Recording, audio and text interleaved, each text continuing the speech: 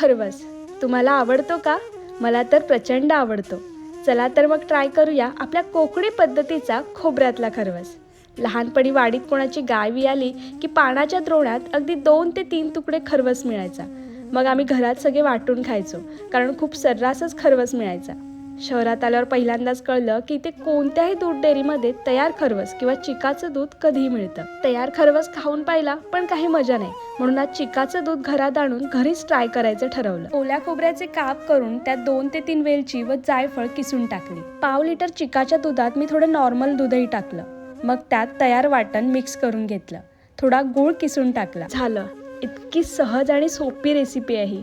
मग गरम पाण्यावर ते वाफवायला ठेवलं. हे सगळं करताना ना माझ्या आजोबांची खूप आठवण आली मला.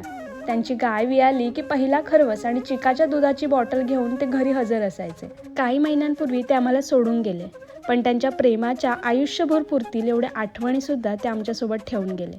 दुधाच्या वासाने टिनटिन काळू पागलच झाले होते. अगदी 15 ते 20 मिनिटात खरवस मस्त रेडी झाला होता. थोडा थंड करून त्याचे मस्त काप केले. फक्त हळदीच्या पानाची कमी होती, पण अगदी घरात बनतो ना अगदी तसाच झाला होता. तुम्ही खाल्लायत का हा खोबऱ्याचा खरवस? खाल्ला नसेल तर नक्की ट्राय करा. परफेक्ट.